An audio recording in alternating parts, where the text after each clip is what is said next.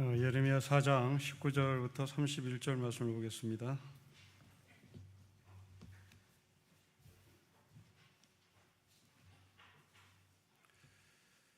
사장 19절부터 31절 말씀을 한 절씩 기도하겠습니다.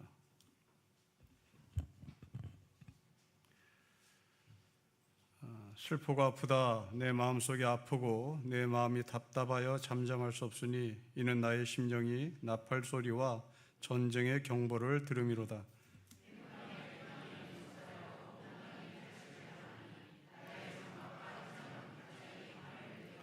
내가 저 깃발을 보며 나팔 소리 듣기를 어느 때까지 할꼬.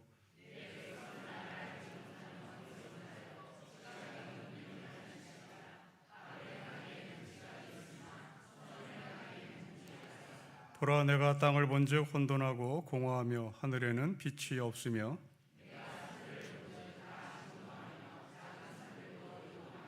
내가 본즉 사람이 없으며 공중의 새가 다 날아갔으며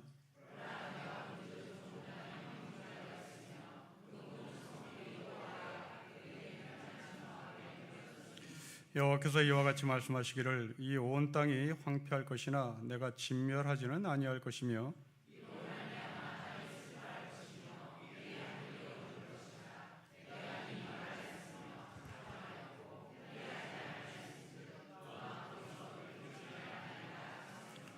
기병과 활 쏘는 자의 함성으로 말미암아 모든 성읍 사람들이 도망하여 숲풀에 들어가고 바위에 기어오르며 각 성읍이 버림을 당하여 거기 사는 사람이 없나니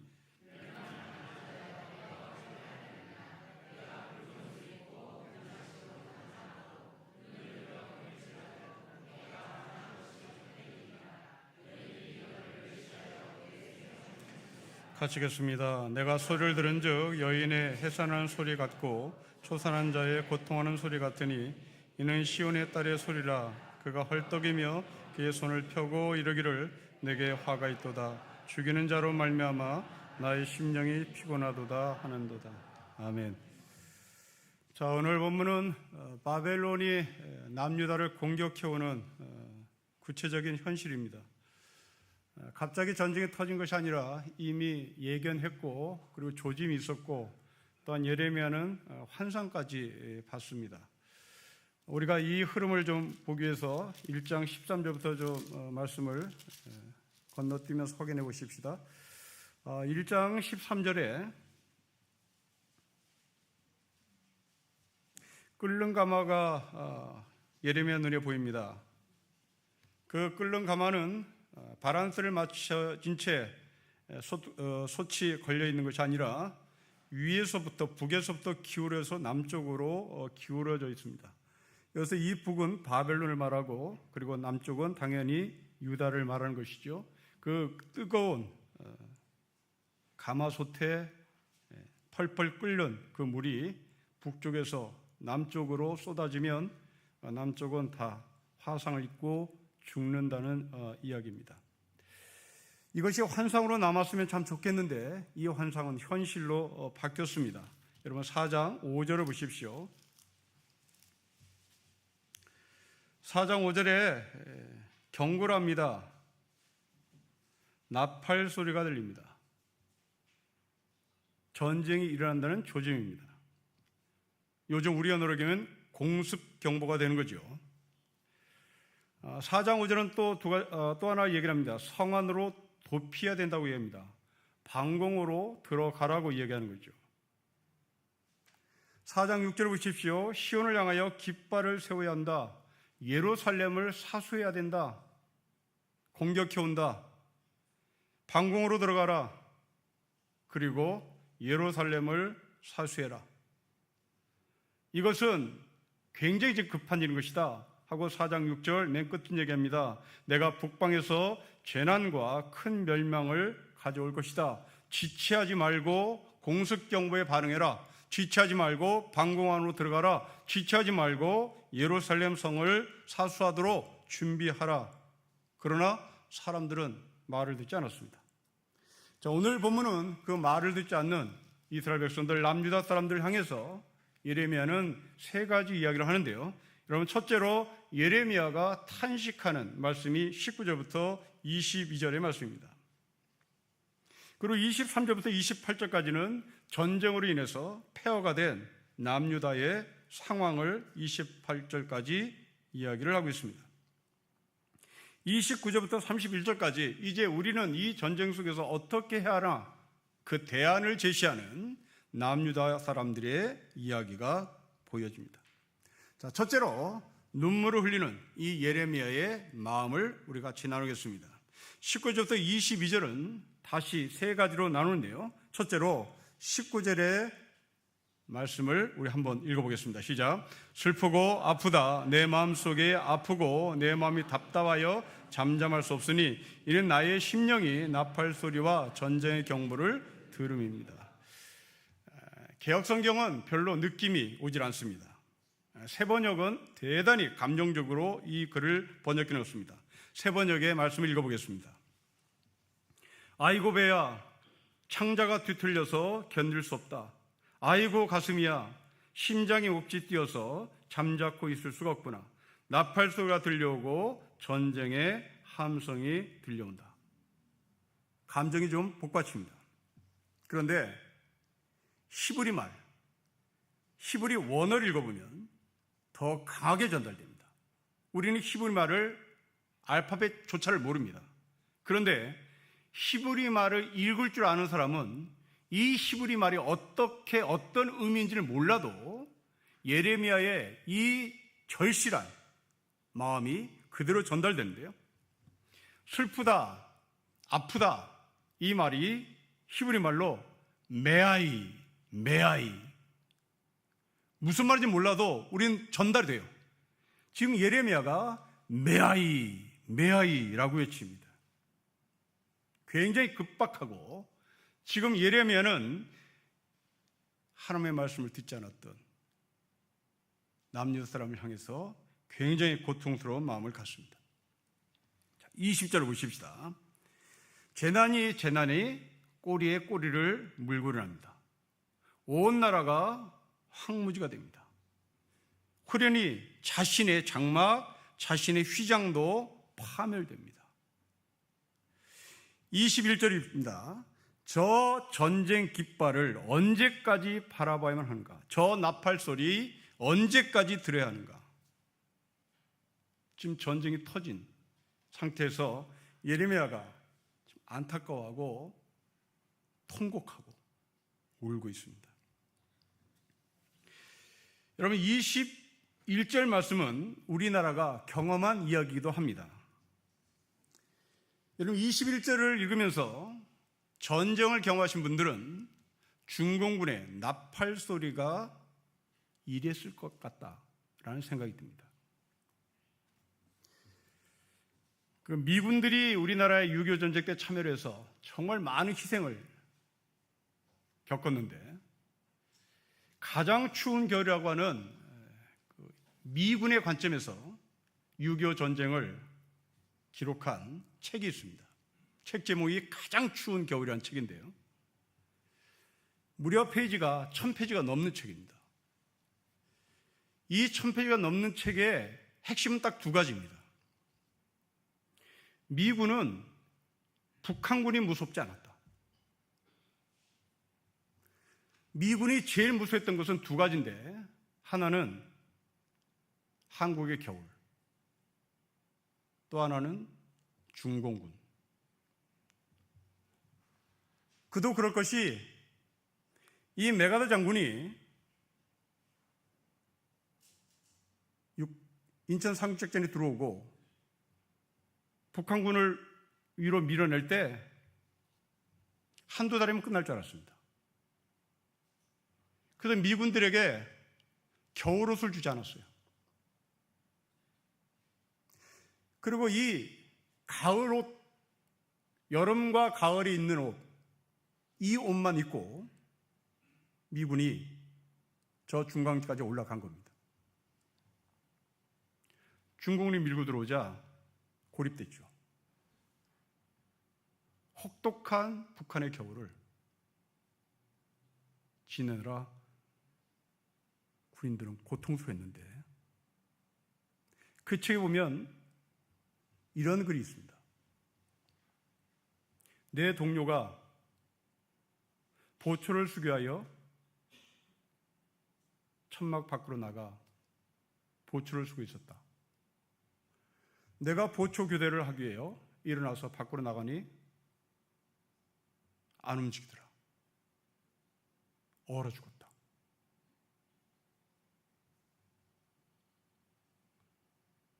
끔찍했던 거죠. 워싱턴 국립묘지에 가면 6.25 한국 전쟁에 대한 코너가 있습니다. 그 코너에 여러분들이 뉴스에서 자주 볼 텐데 비옷을 입고 우비를 입고 축 처져서 걸어가는 바로 우리나라 겨울을 그리는 겁니다. 또 하나는 중공군의 인해 전술이 무서웠던 것이 아니고요. 중공군의 나팔 소리가 그렇게 무섭답니다. 그 글에 이런 글이 있어요. 갑자기 음악 소리가 들린다. 아니, 전쟁터에서? 그 부대장이 탱크 운전병에게 엔진 꺼, 엔진 스탑. 이게 무슨 소린가? 전쟁터에서 웬 음악 소린가? 하고 유심히 듣습니다. 어떤 사람은 자기네들을 조롱하는 노래라고 해석하는 군인이 있고, 어떤 군인은 세레나데 음악 같아요 라고 말하는 사람이 있고, 어떤 사람은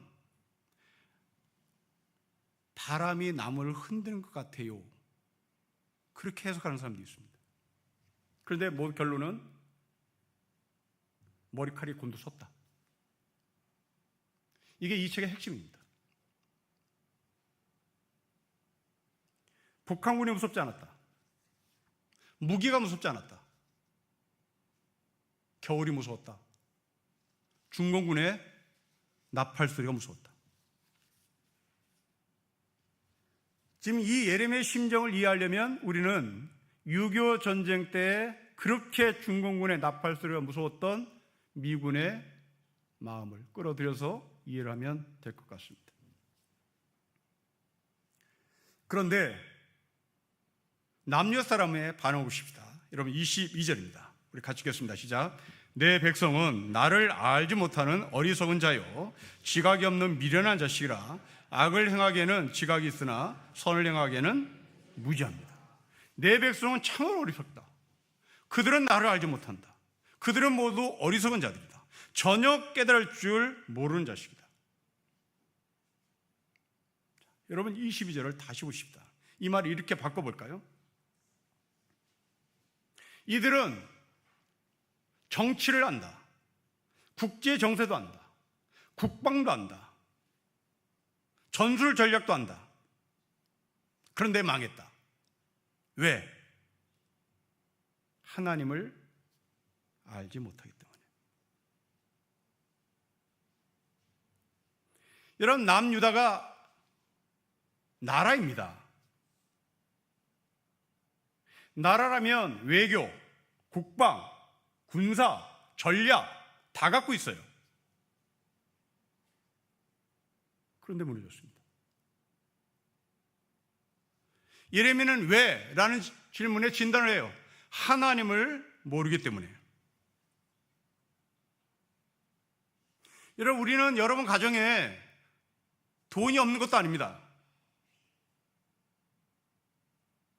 학벌이 없는 것도 아니에요. 경험이 없는 것도 아닙니다. 아니, 그 분야가 내가 전공한 분야일지도 몰라요. 그런데 망합니다. 그런데 복잡해요. 심리학을 전공한 아빠 엄마가 있는데 아들이, 딸이 무슨 생각을 하는지 도대체 이해를 못해요. 내가 심리학을 전공했는데 내 아들은 망가지고 있어요. 내 딸은 망가져요. 이게 예레미야의 심정입니다. 내가 심리학을 전공했는데 왜 내 아들이 망가집니까?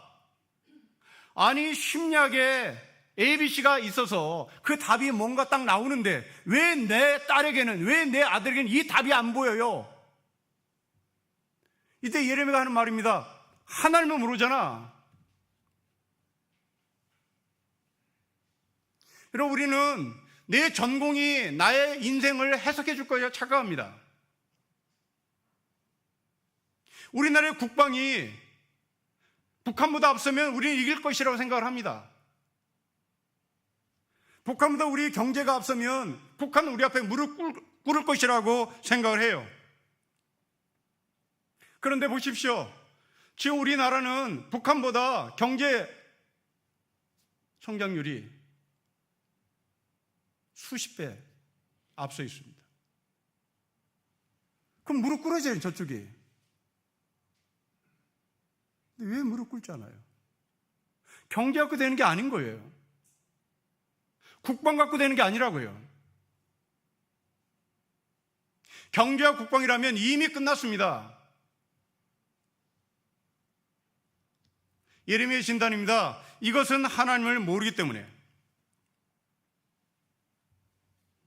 여러분, 다른 사람들은 이 예레미야처럼 하나님을 모르기 때문에 애간장을 태우잖아요. 그런데 예레미야는 애간장을 태웁니다. 메아이, 메아이라고 외쳐요. 여러분, 하나님을 안다는 것이 뭘까요? 하나님을 안다는 것은 이 국제 정세에 예민하게 반응을 하는 겁니다. 예레미야는 바벨론이 남유다를 침공해 온다고 하는 것에 대해서 환상을 본 이후부터 이 사람은 굉장히 예민하게 반응을 해요. 여러분들이 하나님을 아신다면 후쿠시마 오염수에 대해서 예민하게 반응을 해야 될 줄 아는 거예요. 여러분들이 하나님을 안다면 지금 이 나라가 돌아가는 형국에 예민하게 반응을 하며 예민하게 해석을 하고 싶은 마음을 하나님부터 받기를 원해야 되는 겁니다. 여러분, 이렇게 예민하게 반응할 때 예레미야의 주변 사람들은 뭐라고 얘기했을까요? 너 왜 이렇게 예민하게 반응하냐고. 지금 우리가 하는 얘기입니다. 왜 이렇게 예민하게 반응하냐고. 그것을 조금 더 앞서가며 왜 괴담 퍼뜨리고 있냐고. 여러분, 예레미야가 환상을 본 이후에 야, 저 북쪽에서 속가마가 지금 기울어졌다. 저 속가마에 뜨거운 물이 지금 남쪽으로 흘러내리는 환상을 내가 봤다. 그리고 나팔 경고 소리가 들린다. 방공으로 들어가라. 예루살렘을 사수해라. 이렇게 말했을 때 그 현실이 아직 드러나지 않았던 예레미야 사람들, 주변의 사람들은 괴담을 퍼뜨린다고 얘기했겠죠. 우리가 늘 하는 말이고 또한 듣는 말입니다. 예수님은 당시 주변 사람들로부터 괴담을 퍼뜨린다는 얘기를 엄청 많이 들었습니다. 그 대표적인 얘기가 어디 있을까요? 여러분, 누가복음 11장에 보면 예수님께서 귀신 들린 사람을 고칩니다. 이때 주변 사람들이 저 예수는 바알세불의 지시를 받고 병을 고친다고 이야기를 합니다. 바알세불은 귀신의 왕입니다. 이때 예수님이 하신 말씀이 아주 흥미롭습니다. 예수님이 이런 말씀하세요. 스스로 분쟁하는 나라마다 황폐해지고 스스로 분쟁하는 집은 무너진다. 괴담을 퍼뜨리는 자들, 갈라치게 하는 사람들, 괴담이라는 이름으로 갈라치게 하는 사람들, 그들을 향하여 예수님께서 하신 말씀입니다. 스스로 분쟁하는 나라, 스스로 분쟁하는 가정 없어진다, 무너진다. 여러분, 예수님은 죽어가는 사람을 살렸습니다. 그런데 주변 사람들은 귀신이 한 짓이라고 갈라치게 합니다. 예수님은 나라와 가정이 그렇게 갈라치기 당하면 무너지는 나라요, 무너지는 가정이라고 말씀을 합니다. 갈라치기 하는 사람들은 죽은 사람을 살리는 그 생명 자체를 보지 못했습니다. 아니, 예수님이 사람을 살렸다는 것을 인정하고 싶지 않은 것이요. 여러분, 하나님의 사람들은 갈라치기 하는 사람들이 아닙니다. 하나님의 사람은 그렇다고 발뺌하는 사람도 아닙니다. 하나님의 사람은 모른 체 하는 사람도 아닙니다. 남을 타박하거나 남 탓하는 사람도 아닙니다. 하나님의 사람은 아파하는 사람입니다. 후쿠시마 원전이 괴담이다. 아닙니다. 하나님의 사람은 아파하는 거예요. 왜 이러지? 이러면 앞으로 우리가 어떻게 되나?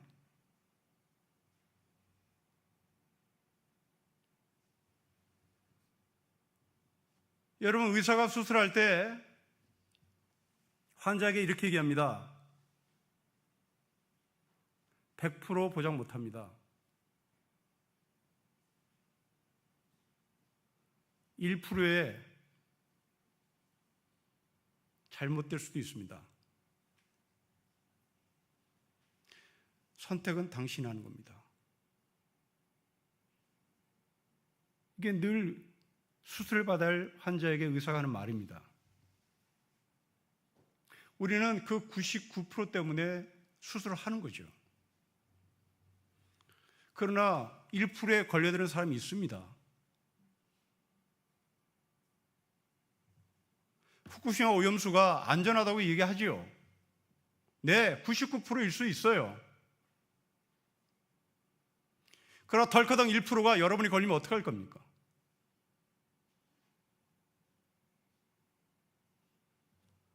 싫다고 하면 하지 말아야 되는 거잖아요.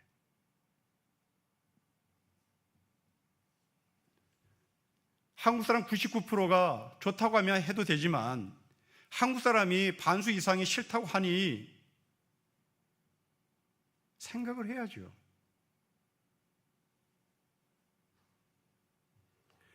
(100% 안전 없습니다. 또 100% 해는 없어요. 그러나 걸리면 100%예요.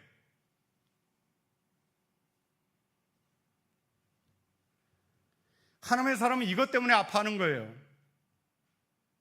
1% 갖고 그래? 우리는 1% 갖고 아파해야 될 사람인 겁니다. 이게 크리스찬이에요. 이것이 하나님을 아는 사람입니다.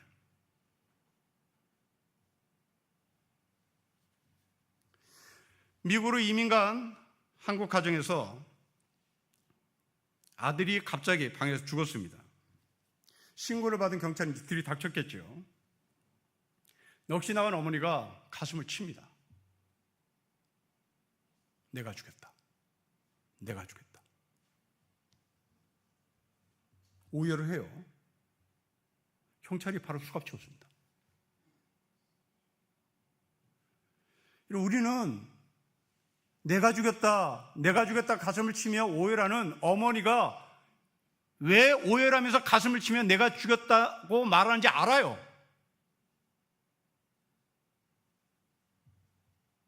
근데 이 경찰은 몰랐던 거죠. 우리나라 문화를. 그 수갑을 바로 치웠습니다. 여러분, 이 어머니는 하나님을 아는 사람이죠. 내가 죽였다고 아파하는 거예요. 물론 그 아이는 엄마에서 죽임당한 사람이 아닙니다. 그 아이는 약을 먹었어요. 스스로 삶을 끊었어요. 그러나 우리 어머니들은 얘 약 먹었어요. 경찰 앞에 그렇게 얘기하지 않아요. 내가 아침에 일어나 보니 얘 죽어 있었어요. 이렇게 말하지 않습니다. 아파하는 사람이기 때문에 그런 거예요. 이게 하나님을 아는 사람들입니다. 여러분들, 이 세상을 보면 아파할 줄 알아야 되는 겁니다.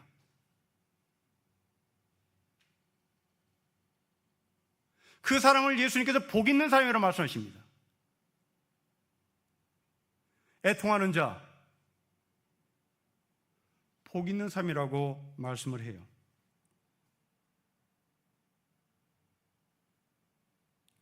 현실을 예민하게 바라보는 예레미야의 영성, 그것은 곧 하나님을 아는 사람이 갖는 힘이었습니다. 자, 우리가 여기서 하나님을 아는 사람이 누구인지를 정리해 보십시다. 첫째로 남들이 보지 못하는 것을 보는 사람이죠. 환상을 봤어요. 두 번째로 그것을 말해야 하는 사람이었습니다. 세 번째로 사람들이 자기의 말을 인정해 줄 것이라고 기대하지 않으면서도 그 말을 해야 되는 사람입니다. 반대에도 불구하고 뚫고 나가야 하는 사람이죠. 성경은 이런 사람을 가리켜 예언자라고 얘기하고 선지자라고 얘기합니다. 예레미야는 그렇게 고통스럽게 자기의 조국 현실을 바라보며 애통합니다. 우리는 군사도 있다. 우리는 경제도 있다. 우리는 외교도 있다. 다 있다. 그러나 없는 것이 하나 있다. 하나님을 알지 못한다. 60년대, 70년대 우리는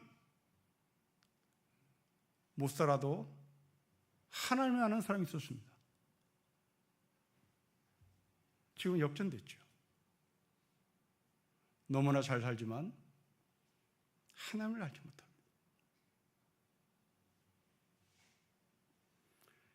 급기야 초토화가 됩니다. 자, 초토화된 남유다의 상황을 보십니다. 23절부터 28절이죠. 먼저 23절만 읽어보겠습니다. 23절입니다. 같이 읽겠습니다. 시작. 보라, 내가 땅을 본즉 혼돈하고 공허하며 하늘에는 빛이 없습니다. 어디서 많이 봤습니다. 창세기 1장입니다. 혼돈, 공허. 예레미야가 바라본 남유다의 상황은 창조 전의 상태가 되고 말았습니다. 혼돈과 공허의 상태로 전락했습니다. 이때 하나님이 필요할 수밖에 없는 거죠. 하나님이 절대적으로 필요합니다. 여러분들이 하나님이 필요한 때가 언제입니까? 혼돈과 공허일 때죠. 완전히 초토화됐습니다. 어설프게 고백하는 게 아니라 내 삶이 공허합니다. 내 삶이 혼돈스럽습니다. 이때 하나님께서 거기에 개입하시죠. 우리가 잘 아는 장기리 박사가 젊은 의사 시절에 수술을 잘못해서 사람을 죽였습니다. 이 장기리 박사가 사람을 죽이고 나서 경찰서에 가서 내가 사람을 죽였다고 고백합니다. 내가 실수했다.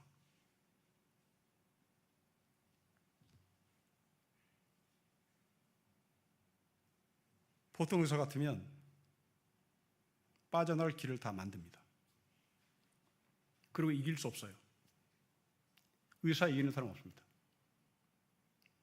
거기를 보질 못했으니까요. 그런데 이 장기리 박사는 자기가 의료사고를 냈다라고 경찰서에 나가서 진술을 해요. 완전 무너진 거죠. 의사의 생명이 끝났습니다. 그런데 하나님이 개입하셔서 이 사람을 풀어냅니다. 그때 젊은 형사가 이 장기리 박사에게 이런 말을 해요. 수술하다가 누구나 실수할 수밖에 없는데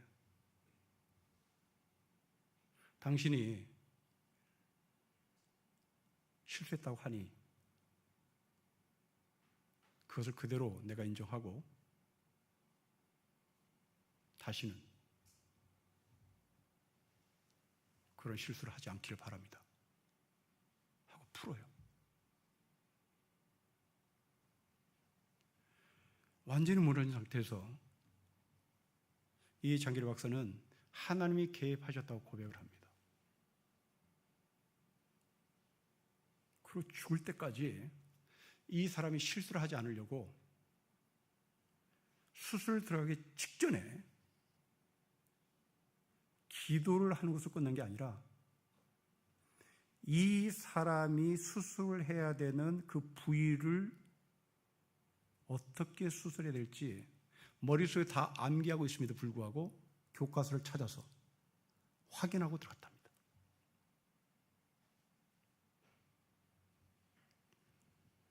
여러분, 이것이 하나님이 개입한 삶의 인생의 변화입니다. 여러분, 이 사람이 외과 의사 전문인데요. 외과 의사들은 기술입니다, 이게. 100명, 200명, 300명, 500명 하면 눈도 감고 수술해낼 수 있는 분들입니다. 그런데 이분은 그 젊었을 때의 경험을 근거로 꼭 교과서를 확인하고 수술대에 임했습니다. 여러분, 공허와 혼돈이 우리에게는 기회일 수도 있는 거죠. 하나님이 개입하시는 빛이 있으라, 빛이 생긴, 바로 그 혼돈과 공허의 삶 속에 하나님이 개입을 하셨습니다. 그런데 이 혼돈과 공허의 삶을 바라보는 시선은 오늘 본문에 두 종류로 나눕니다. 여러분, 26절, 27절입니다. 우리 같이 읽겠습니다. 시작. 보라, 내가 본즉 좋은 땅이 황무지가 되었으며 그 모든 성읍이 여호와 그의 맹렬한 진노 앞에 무너졌으니 여호와께서 이와 같이 말씀하시기를 이 온 땅이 황폐할 것이나 내가 진멸하지는 않을 것입니다. 여러분, 26절의 사람은 누굽니까? 더 이상 소망이 없다라고 포기한 사람이죠. 27절은 한 줄기 소망을 하나님께 거는 사람입니다. 자, 우리는 당연히 27절의 사람이 되고 싶은 거죠. 그러면 같은 환경, 혼돈과 공허 속에서 누구는 26절의 사람이 되며 누구는 27절의 사람이 되는 거니까 그것의 기준이 뭘까? 그 기준. 우리 모두 다 27절의 사람이 되고 싶은데 공허와 혼돈 속에서 누구는 왜 26절로 가고 누구는 왜 27절로 가냐 이 말입니다. 그 기준이 뭘까요? 저는 간절함으로 봅니다. 간절함. 이 간절함이 27절로 연결시키죠. 이 간절함이 없는 사람은 26절로 끝납니다. 여러분, 병자들을 고치신 예수님이 늘 질문하는 게 있습니다. 공통적으로 질문하는 게 있습니다. 너 낫고 싶냐? 이 질문합니다. 우리는 이게 상적으로 이해가 되지 않아요. 너 낫고 싶냐? 너 낫고 싶냐? 너 일어나고 싶냐? 라는 질문을 예수님께서 항상 해요. 여러분, 이것은 뭘 알고 싶은 거죠? 간절함입니다. 그 간절함의 소리를 예수님께서 듣고 싶었던 거죠. 여러분, 우리가 소망을 갖는다는 것은 간절한 자에게 주는 축복입니다. 간절함이 없으면 소망 없습니다. 간절함이 없으면 바람도 없습니다. 장일순 선생이라는 분이 계십니다. 잘 모르죠. 그런데 이 사람의 이름을 몰라도 여러분들이 아주 익숙한, 친숙한 곳 하나가 있습니다.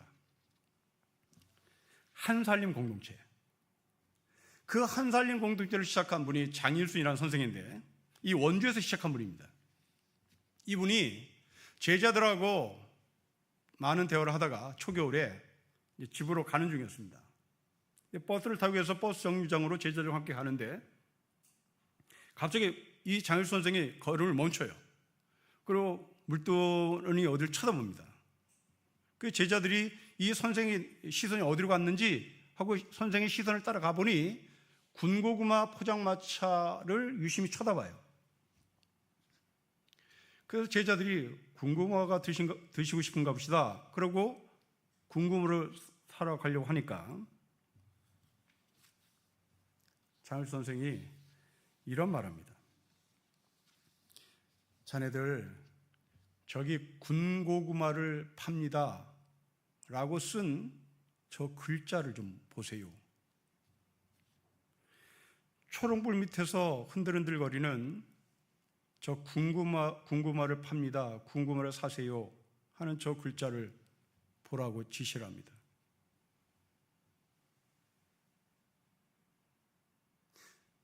그 글자를, 그 글씨를 쓴 사람은 고구마를 팔아서 번 돈을 들고 들어가야 식구들이 밥을 먹는 겁니다. 그 바램을 담아서 군고구마를 팝니다. 군고구마 사가세요. 그 간절함이 배어 있는 거죠. 이 장일수 선생이 붓글씨를 무지 잘 쓰는 분인데 내 글씨는 가짜야. 내가 쓴 글은 죽은 글이라고. 저게 살아있는 글이지.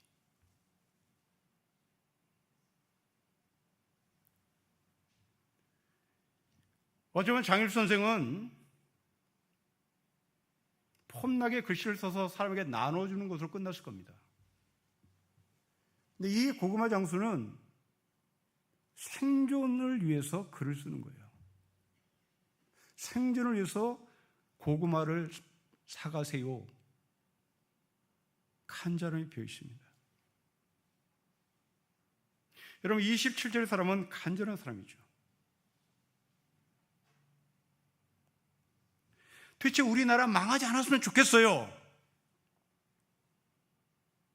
우리나라 전쟁을 하지 않았으면 좋겠어요. 우리나라 공중물에 되지 않았으면 좋겠어요.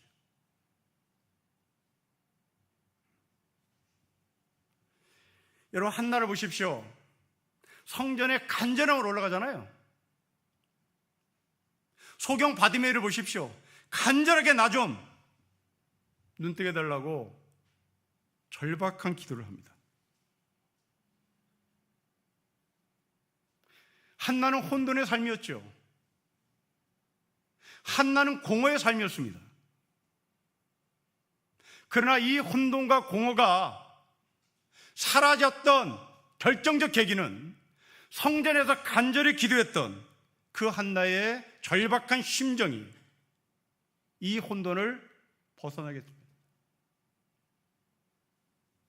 오늘 여러분의 삶 가운데 혼돈과 공허가 겹쳐진 상태로 이 자리에 오셨다면 아마 여러분들의 삶 속에 굉장히 간절함이 있을 겁니다. 저는 그 간절한 마음을 가지고 예배드린 여러분에게 이 한나 같은 축복이, 바디메어 같은 기적이, 그리고 우리 모두에게 소망이 있기를 바랍니다.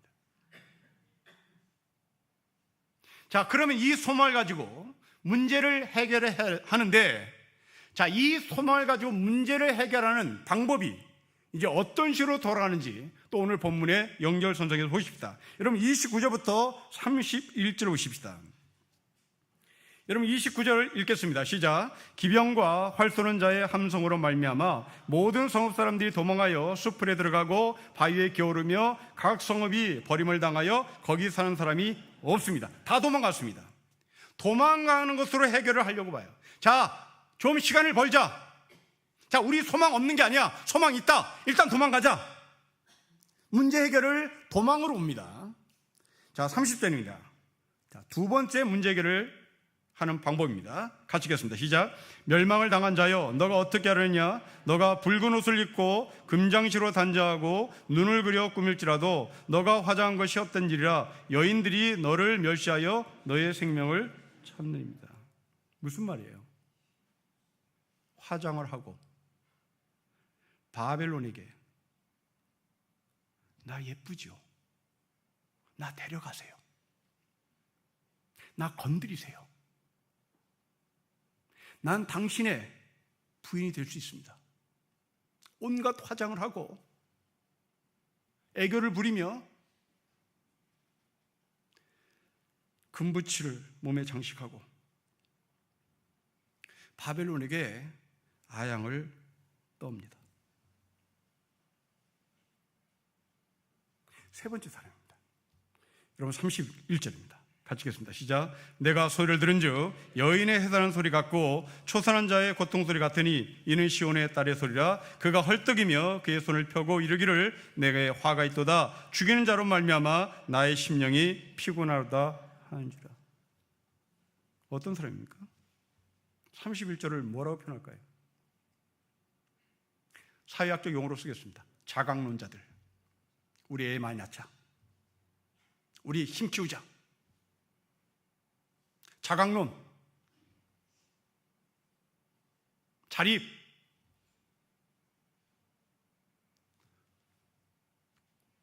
군사 작전권 회복,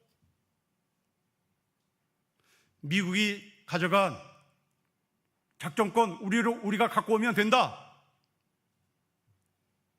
자각론을 펼치는 사람, 아양을 떠는 사람, 일단 도망가자. 시간을 벌자고 얘기하는 사람. 이 세 가지의 방법의 공통점은 다 실패했습니다. 다 실패였습니다. 도망하는 자도, 스스로 항복하며 애교를 떠는 자도, 자각론자도. 왜 그럴까요? 22절로 다시 올라가 보십시오. 나를 알지 못하는 어리석은 자에게, 하나님을 모르게. 이게 답입니다. 대학도 나왔어요. 전공도 있어요. 인맥도 있습니다. 친구도 많아요.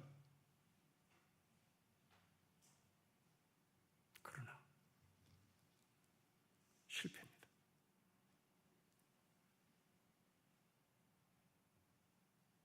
하나님을 아는 것, 하나님을 아는 것이 우리가 살 길입니다. 여러분들의 전공, 여러분들의 인맥, 여러분들의 친구, 그것을 버리란 말이 아닙니다. 그것은 부차적인 겁니다. 그런데 우리는 그것이 부차적인 것이 아니라 하나님이 부차적인 게 문제인 것이요. 우리의 삶, 기초가 전공이 되지 않기를 바랍니다. 여러분의 삶의 기초가 인맥이 되지 않기를 바랍니다. 우리의 기초가 하나님을 아는 지식에 서 있는 하늘의 삶이 되시기를 주 이름으로 축복합니다. 기도하겠습니다. 하나님 아버지, 남유다가 파죽지세로 망합니다. 돈도 있고 인맥도 있고 외교도 있고 군사도 있으나 하나님을 알지 못해 망합니다. 하나님을 부차적으로 생각하기에 망해버리고 말했습니다. 아버지, 우리의 삶을 되돌아봅니다.